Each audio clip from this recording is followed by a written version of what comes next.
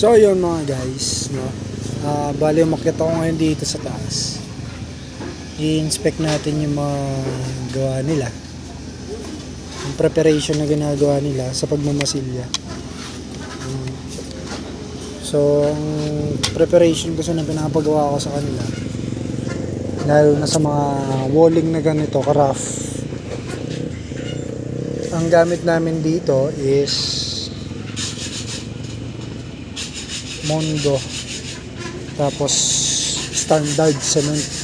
Yan, minimix namin yun. Bale, itong wall na to, yan, kung mapapansin nyo, meron na siyang dalawang patong. Pangalawang patong na to, so hindi pa siya ganun kapulido. Gagawin natin, lalagyan pa natin siya ng malabnaw para yung mga force, yung butas-butas ng wall matakpan na maayos. So marami pang kulang tong wall natin dito, pero malapit naman na siyang matapos masilyahan ng kabuuan. So yan mga tao na yan, meron pa sa taas, layer by layer sila para makita natin kung sino yung mga gumagawa, kung sino yung hindi. Meron kasing nakatambay lang,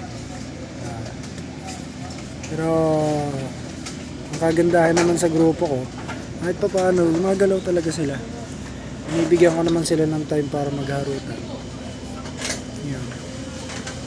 Yun, after nito pwede nang sander to, mga primeran na.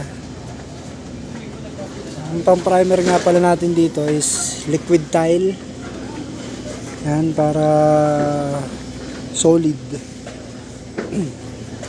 Tapos ang pang top coating natin na pintura is Davis.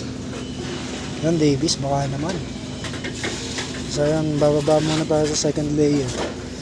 Tignan naman natin yung mga walling dito sa second layer. Yan, yan sila.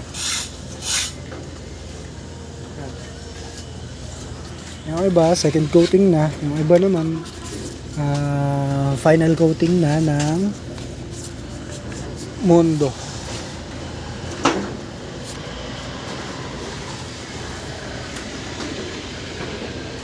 So, baba muna tayo. Yan.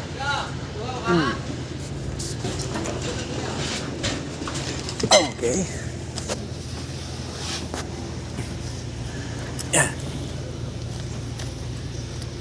Napakainit pa rin ang area namin. Oh, yun. Ito, puntahan natin yung isa. Ang balita natin dyan, pare. Okay na yan? Hindi niya pa tinanggal yung pako. Besi, sabi ko tanong ko martilyo mo, wala na. Ito yung isang malupit na bata natin, kasama natin sa trabaho.